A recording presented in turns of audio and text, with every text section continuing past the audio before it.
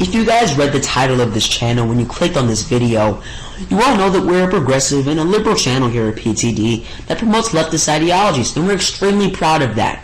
However, in this video, I want to set the record straight on climate change, and I simply want to point out that this crosses any sort of political or cultural partisanship.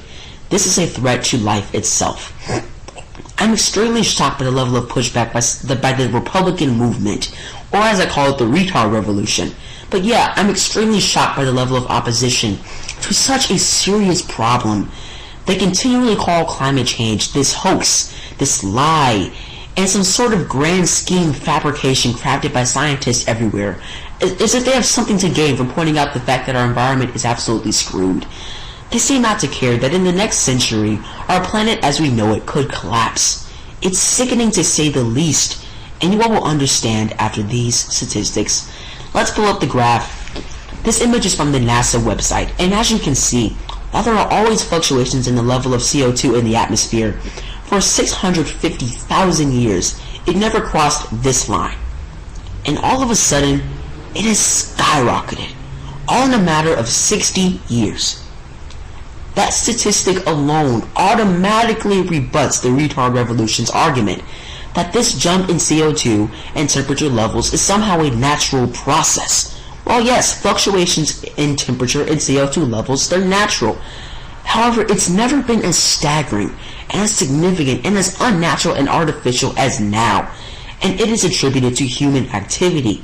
It's not as if all of a sudden polar bears are farting more. No, there is a serious reason behind this jump in CO2 emissions, and it's called boneheaded oil mooching policies by our leaders. Next, why is this exponential jump in CO2 emissions so important, and how does it affect you?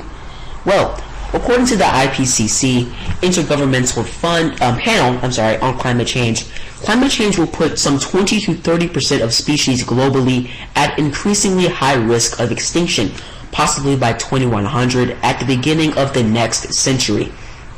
Then, the World Meteorological Organization reported that 2000 to 2009 was the hottest decade on record, with 8 of the hottest 10 years having occurred since 2000.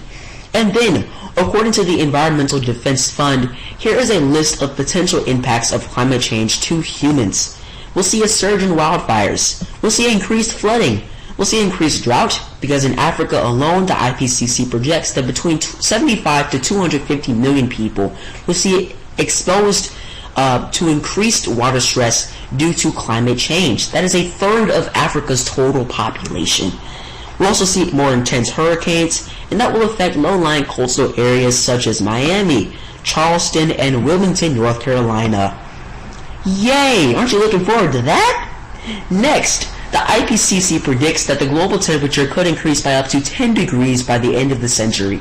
That may not sound very treacherous. However, in the largest extinction to ever strike Earth, the Permian extinction some 252 million years ago, the temperature rose 5 to 10 degrees. That extinction made 83% of all species become extinct, and it took Earth 10 million years to fully recover. That's what you're looking forward to, guys. On top of this, scientists say that if the global temperature increases by more than 3.6 degrees Fahrenheit from this point, the effects of climate change will become irreversible. That will effectively put us on a fast track to hell, and pretty much end life as we know it. However, I'm not even done. And again, according to NASA, most of this warming has occurred since the 1970s, with the 20 warmest years having occurred since 1981, and with all 10 of the warmest years occurring in the past 12 years. However, let's revert back to the Environmental Defense Fund's list of climate change humans' impacts. The World Health Organization believes that even modest increases in average temperature that have occurred since the 1970s are responsible for at least 150,000 extra deaths a year. A figure that will double by 2030, according to the WHO's World Health Organization's conservative estimate. However, let's continue.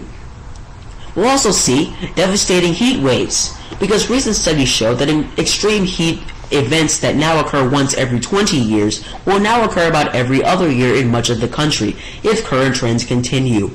We also see spreads of diseases such as malaria and dengue fever, and we'll see worsening air quality because the number of Americans with asthma has more than doubled over the past 2 decades to 20 million. Doubled, people, I want to emphasize that. And continued warming will worsen the problem. Guys, climate change is real. It is the most pressing problem facing humans and life as a whole. The solution to this problem is so much more simple than the crisis, however, and it is to let the scientists and the researchers and the innovators do their job. We have to switch over from sources that pollute our environment and screw over Earth as a whole and move to solar power and wind power and hydroelectricity because there are so many more solutions than problems in this equation that we call climate change. Guys, a while ago, I came across an energy source that people have learned to harness. It's called thorium. Thorium is a nuclear power source that is practically meltdown proof in the process in which the energy is harnessed, and a single kernel of thorium is said to be able to power the average American family's energy use for a year. That is absolutely amazing. However, that is just one of the many renewable energy sources that are solutions to this crisis. So the question then becomes, why so much resistance? Here's why. The oil and gas industry has lobbied the crap out of these politicians. Nearly all the politicians on Capitol Hill, they're in their pocket. You guys want proof? How about the fact that there are 763 lobbyists working for the oil and gas industry? That is 1.5 for every member of Congress. How about the fact that the top 30 oil and gas companies spent collectively $114 million lobbying Congress in 2013? That is not even an election year. How about the fact that 48 of those lobbyists were former White House employees, 20 worked at the U.S. Department of Energy, and 10 worked at the U.S. Department of the Interior? And the subsidies that these slimy, corrupt pricks fight for on a daily basis on Capitol Hill for those oil companies, yeah, they would save us $68 billion over the next 10 years alone. Perhaps that's why all of our climate change policies have only helped the oil and gas industries to continue to destroy our planet. There might actually be a hope, but we have to act now because the window for serious action is closing. Quick, and it will soon be too late. And the world as we know it will never be the same. Thank you all for listening to Progressive Talk Daily today. Remember, guys, hit that subscribe button and jam the like button below. Hit the comment section below also because we're taking PTD far. Have a fantastic day. Guys, climate change is a serious issue. It's probably, in my opinion, the most pressing issue facing our race today and the world as a whole. However, we can get through it, but we have to act now. Thank you all for listening again. Have a fantastic day.